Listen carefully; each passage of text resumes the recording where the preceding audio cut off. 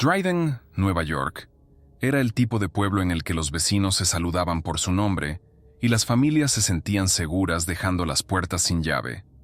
Era un lugar donde la vida parecía serena, especialmente durante la festiva temporada navideña.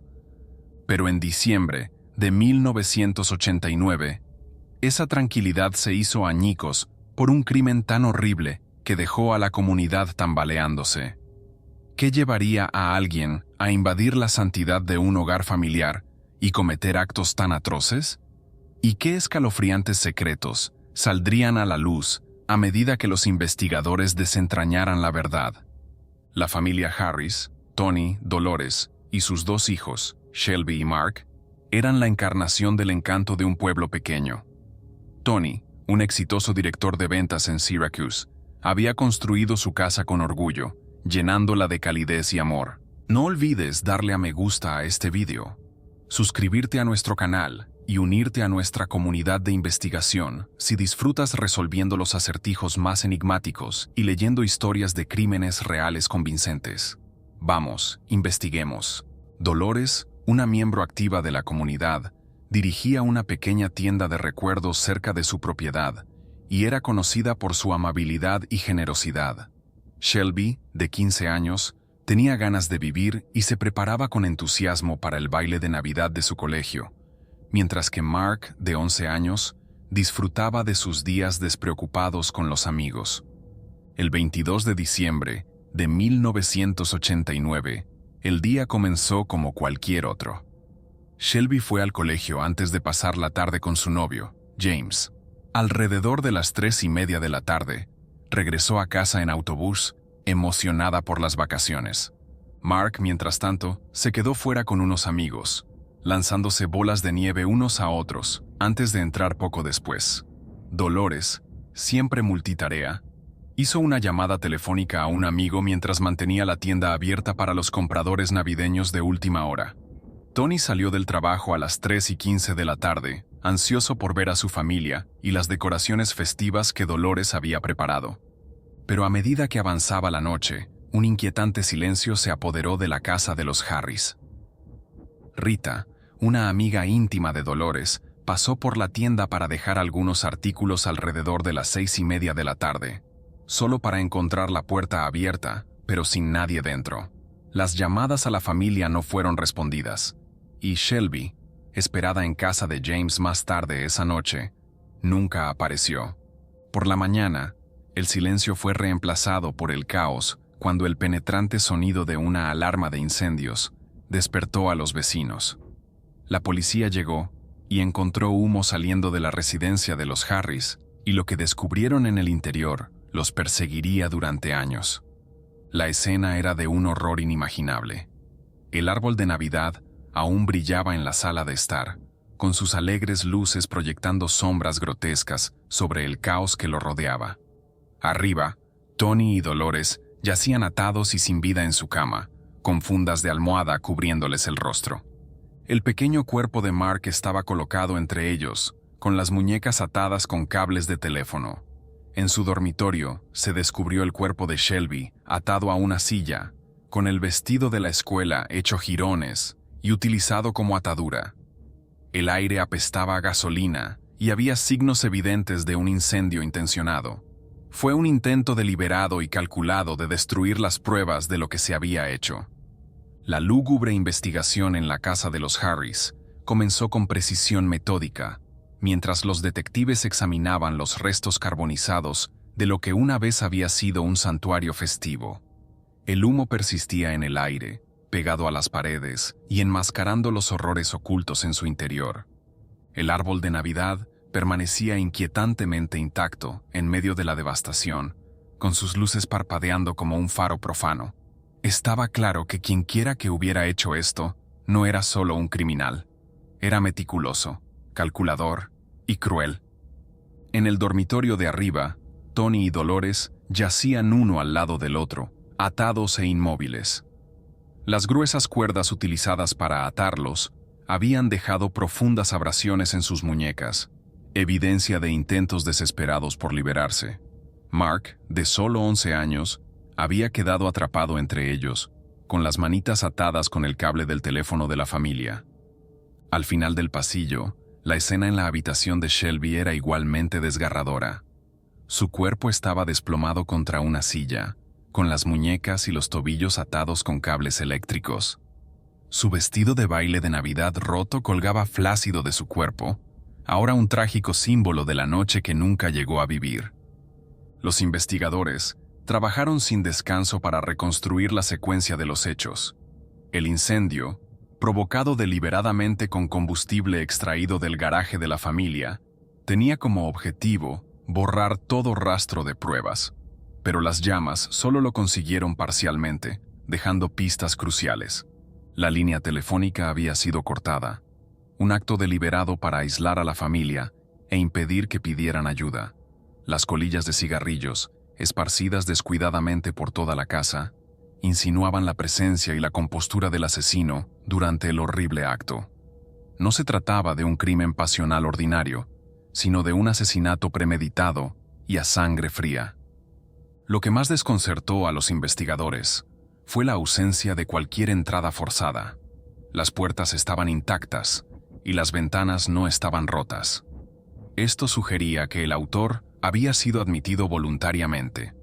Un detalle escalofriante que apuntaba a alguien a quien la familia podría haber conocido o en quien podría haber confiado. Fue esta sutil traición de confianza la que atormentaría a la comunidad, sacudiendo los cimientos de los lazos de vecindad de la pequeña ciudad. Mientras los equipos forenses trabajaban, los vecinos empezaron a presentar sus observaciones. Uno informó haber oído un vehículo saliendo del camino de entrada de los Harris a última hora de la noche, con sus neumáticos crujiendo contra la grava helada. Otro describió haber visto luces parpadeantes en la casa después de medianoche, mucho después de que la familia hubiera dejado de responder a las llamadas. La investigación pronto descubrió un detalle impactante. La furgoneta de la familia Harris había sido encontrada abandonada a kilómetros de distancia, con el interior apestando a gasolina y ceniza. En el interior había recibos arrugados de varias tiendas de Syracuse, lo que revelaba una juerga de compras realizada con las tarjetas de crédito robadas de la familia. Los recibos pintaban un panorama sombrío de la noche posterior a los asesinatos. Se habían comprado artículos electrónicos caros, joyas e incluso ropa con las tarjetas de Tony y Dolores, y cada transacción estaba marcada con marcas de tiempo que acercaban a los investigadores a sus sospechosos. Los testigos de las tiendas describieron a un hombre y una mujer con un comportamiento extraño y apresurado mientras compraban artículos al por mayor. Las manos del hombre estaban manchadas de grasa y su actitud era fría y distante. La mujer, bastante mayor, parecía ansiosa, pero seguía sus indicaciones sin cuestionar. Las colillas de cigarrillos encontradas en la casa, aunque sin ADN, eran de una marca inusual, lo que podría apuntar a los sospechosos. Las huellas de botas fuera del garaje revelaron tamaños que no coincidían, lo que sugería que había dos personas implicadas, un hombre y una mujer. Las marcas de neumáticos en el césped helado indicaban una salida apresurada, aunque no proporcionaban pistas definitivas. Los testigos describieron a un hombre de unos 30 años con el pelo rizado y un comportamiento frío, acompañado de una mujer mayor que parecía inquieta pero obediente. En una tienda de artículos para el hogar, un empleado recordó que las manos del hombre estaban manchadas de grasa y olían fuertemente a gasolina, mientras que la mujer firmaba nerviosamente los recibos con el nombre de Dolores. El avance se produjo cuando un profesor universitario informó haber visto la furgoneta de la familia Harris el 23 de diciembre. Describió el vehículo moviéndose lentamente, con los faros apagados, con un hombre que coincidía con el retrato robot al volante y una mujer en el asiento del pasajero. El profesor los reconoció como sus vecinos, Shirley King y su hijo Michael. Su modesto dúplex, a menos de 1 kilómetro de la casa de los Harris, se convirtió en el centro de la investigación. Los vecinos describieron a Shirley como reservada y distante, mientras que Michael tenía un historial de delitos menores y un temperamento volátil. Pocos días después de los asesinatos, La pareja había pagado en efectivo varios meses de alquiler atrasado, lo que despertó más sospechas. La vigilancia del dúplex reveló patrones inquietantes. Michael regresaba frecuentemente tarde por la noche, cubierto de barro o grasa y cargando bolsas pesadas. Mientras tanto, el lado de Shirley del dúplex estaba meticulosamente limpio, casi de manera antinatural. Los bocetos compuestos de los sospechosos circularon ampliamente y comenzaron a llegar pistas. Con cada pista, el caso contra Shirley y Michael se hacía más fuerte. La policía se acercaba, reconstruyendo una historia de codicia y brutalidad que pronto llegaría a un punto crítico. El comportamiento de Shirley, aunque menos llamativo, levantó sus propias sospechas. Su lado del dúplex estaba inquietantemente impoluto y evitaba interactuar con cualquier persona fuera de su círculo inmediato. El 7 de febrero de 1990, las fuerzas del orden lanzaron una redada cuidadosamente coordinada en la propiedad. Michael era conocido por su comportamiento errático y su actividad delictiva en el pasado, incluyendo un historial de arrebatos violentos. Una unidad táctica rodeó el dúplex, mientras un helicóptero de rescate sobrevolaba la zona, preparado para cualquier complicación. Cuando los agentes irrumpieron en el lado de la casa donde estaba Michael, lo encontraron armado y listo. Se negó a obedecer y se produjo un breve pero intenso intercambio de disparos. Michael fue sometido, sangrando pero vivo, y detenido. Dentro de su mitad del dúplex, los investigadores descubrieron un tesoro de pruebas incriminatorias. El espacio era caótico, con herramientas, armas modificadas y municiones esparcidas por un banco de trabajo. Entre el desorden, había objetos robados de la casa de los Harris, como joyas y efectos personales. También se recuperó un mechero que coincidía con el comprado antes de los asesinatos. Lo más condenatorio de todo es que las armas de fuego encontradas en el lugar coincidían con las pruebas balísticas de la escena del crimen, lo que confirmaba la participación directa de Michael. Shirley fue arrestada sin resistencia en su parte del dúplex. Su casa, en marcado contraste con la de Michael, estaba inmaculada. Sin embargo, los investigadores también encontraron objetos preocupantes allí. En la basura de Shirley se encontraron colillas de cigarrillos de la misma marca inusual que se descubrieron en la casa de los Harris. Además, en un cajón de la cocina se ocultaban recibos de las tarjetas de crédito robadas, lo que la implicaba aún más en los delitos. Bajo interrogatorio, Shirley negó cualquier implicación. Afirmó desconocer las actividades de su hijo e insistió en que no tenía conocimiento de las tarjetas robadas ni del destino de la familia Harris. Sin embargo, a medida que los investigadores presentaban las pruebas acumuladas, incluidos los testimonios de testigos y los rastros físicos que la vinculaban con el crimen, su compostura flaqueó. Admitió haber utilizado una de las tarjetas robadas, pero mantuvo que no había participado en los asesinatos. Con Shirley y Michael detenidos, los investigadores profundizaron en la cronología del crimen. Cada vez era más evidente que Michael había tomado la iniciativa en la orquestación de la horrible desaparición de la familia Harris. Su taller proporcionó la visión más clara de sus métodos: herramientas modificadas para allanamiento de morada, armas de fuego equipadas con silenciadores y pruebas de dispositivos incendiarios caseros apuntaban a una intención premeditada. La presencia de ropa y botas manchadas de gasolina lo vinculaba aún más con el incendio intencionado que pretendía destruir las pruebas en la casa de los Harris. Los testimonios de los testigos siguieron reforzando el caso. Los dependientes de la tienda que interactuaron con los sospechosos la noche de los asesinatos recordaron el comportamiento frío y distante de Michael y la energía nerviosa de Shirley cuando entregó las tarjetas de crédito robadas. Un empleado recordaba vívidamente el fuerte olor a gasolina que emanaba de Michael, una observación que reforzaba la cronología de sus movimientos después de los asesinatos. Los retratos robot y los detalles publicados habían pintado un cuadro condenatorio, y las pruebas se acumulaban más rápido de lo que Shirley y Michael podían defenderse. A pesar de las negativas de Shirley, Su conexión con el crimen se hizo cada vez más difícil de refutar. Los investigadores descubrieron recibos de artículos comprados con las tarjetas robadas escondidos en el cajón de su cocina, junto con notas personales que mencionaban a Dolores Harris por su nombre. Aunque ella sostenía que solo se había enterado de la participación de su hijo después del hecho, estos descubrimientos contaban una historia más siniestra. El punto de inflexión llegó cuando los investigadores vincularon a Shirley con la metódica limpieza de la escena del crimen. Su antiguo trabajo como limpiadora de hoteles le había dado experiencia en la eliminación de manchas y la desinfección de espacios, habilidades que se alineaban inquietantemente bien con el meticuloso fregado de la casa de los Harris. Aunque Michael había ejecutado los asesinatos, quedó claro que Shirley probablemente había ayudado a ocultar las pruebas, ya fuera por miedo, lealtad o complicidad.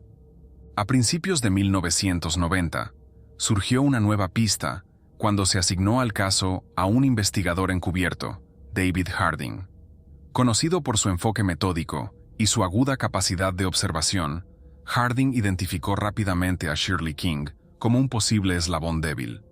Haciéndose pasar por un hombre de negocios con conexiones en la financiación gubernamental, entabló una conversación con Shirley, afirmando que podía ayudarla a conseguir apoyo financiero para su sueño de abrir un hospicio. El acercamiento funcionó. En varias reuniones, Shirley se abrió, revelando involuntariamente detalles que fortalecieron el caso en su contra. Una observación llamó la atención de Harding: las reacciones emocionales de Shirley cuando los segmentos de noticias de televisión mencionaban crímenes que involucraban a sospechosos de perfiles similares. Su actitud defensiva parecía estar menos relacionada con las acusaciones y más con la posible conexión con ella y su hijo. Durante una reunión, Harding notó una marca inusual de cigarrillos que fumaba Shirley, la misma marca que se encontró esparcida en la casa de los Harris. Aunque no era concluyente, levantó sospechas de que Shirley había estado en la escena, posiblemente después de los asesinatos, para limpiar las pruebas. Harding utilizó sutiles trucos para reunir más pruebas. Al pedirle a Shirley que firmara varios documentos con el pretexto de apoyar su negocio, obtuvo muestras de escritura que coincidían con las firmas de los recibos de las tarjetas de crédito utilizados durante la juerga de compras. Además, obtuvo sus huellas dactilares con el pretexto de compartir un vaso de agua. Días después, los equipos forenses relacionaron una de sus huellas con una lata de gasolina recuperada en el garaje de Harris, lo que la vinculaba de forma más definitiva con la escena del crimen. El comportamiento de Michael King durante este periodo solo empeoró su situación. Bajo vigilancia constante, se le vio haciendo viajes nocturnos a lugares no revelados, a veces regresando con bolsas llenas de artículos desconocidos. Los vecinos informaron haberlo visto trabajando en su taller a horas intempestivas, lo que reforzó las sospechas de que estaba modificando herramientas y armas, tal vez para venderlas o utilizarlas en futuros delitos. Mientras tanto, Shirley, aunque más tranquila, no hizo ningún intento por distanciarse de su hijo o de las crecientes pruebas en su contra. El caso contra Shirley dio un giro dramático cuando los investigadores reexaminaron la escena del crimen. Se encontraron rastros de productos de limpieza que se habían pasado por alto anteriormente en zonas de la casa que no habían sido afectadas por el fuego, lo que indicaba un intento de desinfectar el espacio. Su experiencia como limpiadora de hoteles se convirtió ahora en un factor crítico. Los investigadores teorizaron que había regresado a la casa de los Harris después de los asesinatos, probablemente bajo las instrucciones de Michael, para eliminar cualquier rastro de su participación. El juicio de Shirley King y Michael King comenzó en agosto de 1990, captando la atención nacional cuando la Fiscalía detalló los horribles acontecimientos que rodearon los asesinatos de la familia Harris. Michael fue retratado como el despiadado cerebro, mientras que Shirley fue acusada de ayudar a su hijo, tanto antes como después del crimen. Los testigos, las pruebas forenses y los testimonios emocionales pintaron un cuadro condenatorio de su participación. El testimonio de David Harding se convirtió en la piedra angular de la acusación. Relató su trabajo encubierto para ganarse la confianza de Shirley. incluyendo cómo obtuvo muestras de su escritura y sus huellas dactilares. Sus observaciones de sus reacciones defensivas a las discusiones sobre el caso añadieron peso a la afirmación de que estaba más profundamente involucrada de lo que admitía. Harding la relacionó directamente con la limpieza de la casa de los Harris, citando su pasado como limpiadora de hoteles, y el descubrimiento de agentes de limpieza consistentes con los utilizados para desinfectar partes de la casa. Las acciones de Michael no dejaron lugar a dudas sobre su papel. Las armas de fuego encontradas en su taller coincidían con las pruebas balísticas de la casa de los Harris.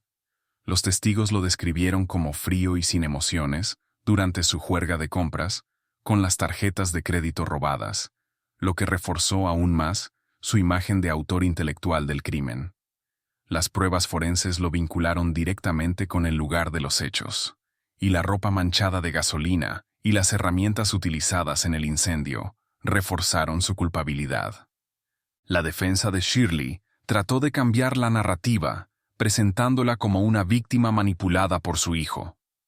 Sus abogados argumentaron que ella no tenía conocimiento previo de los asesinatos y que había actuado por miedo. Destacaron su falta de antecedentes penales y su vida tranquila, pero la fiscalía respondió con sus huellas dactilares en un bidón de gasolina y los testimonios de testigos que la vinculaban con el uso de las tarjetas de crédito robadas.